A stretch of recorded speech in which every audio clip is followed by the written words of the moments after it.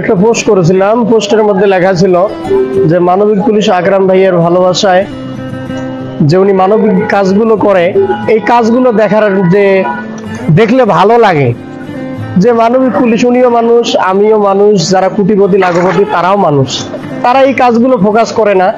আসলে মানবিক কিছু কাজের মধ্যে যদি ফোকাস করি বা এগুলো যদি প্রচার করি তাহলে কোনো সমস্যা হয় না। তো সেই মানুষটিকে দেখার জন্য, যে মানবিক পুলিশ আকরাম ভাইকে দেখার জন্য মূলত আসা। তার সাথে চায়ের আড্ডা দিলাম, তারপর ওনার ভালোবাসায় আমি মুগ্ধ। আলহামদুলিল্লাহ, আমি মসজিদ, মাদ্রাসা, এতিমখানা বিভিন্ন জায়গায় সার্বিক সহযোগিতা করি এবং প্রতি বছরে আমি একটা বাৎসরিক ওয়াজ মাহফিলের ব্যবস্থা করি, যেখানে বাংলাদেশের প্রথম লেভেলের 10টা আলেমের মধ্যে একটি আলেমকে আমি নিয়ে যাই।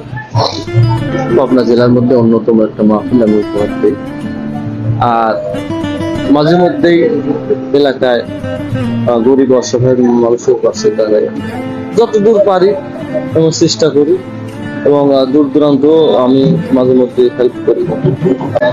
তো ভাই, আপনার কাছে যে আমি আসছি এই কুড়িগ্রাম জেলার থেকে, এখন আপনার আমার মাদ্রাসার মাহফিলের জন্য আপনাকে অতিথি হয়ে যাওয়া লাগবে, আপনি কি যাবেন? বা যে কোনো অজুহাত আমার মাদ্রাসার মধ্যে চলবে না, এই কারণে আমি সরাসরি আপনার সাথে দেখা করার জন্য আসছি। আমি আসলে আমি আপ্রাণ চেষ্টা করবো আপনার মাদ্রাসায় যাওয়ার জন্য। কোনো যদি বালা মুসিবত বা কোনো সমস্যা না হয়, ইনশাল্লাহ আমি মাদ্রাসায় আপনার মাদ্রাসায় যাবো, এবং আমি মাদ্রাসায় আলাদাভাবে আমার একটা নজর আছে, আমি ওখানে কিছু হাদিয়াও দিয়ে আসবো ইনশাল্লাহ মাদ্রাসার জন্য। যেহেতু এখানে মাদ্রাসায় ছেলেমেয়েরা লেখাপড়া করা, এখানে কোরআনের হাফিজ হয়, আসলে এদেরকে আমি গুরুত্বটা বেশি দিই।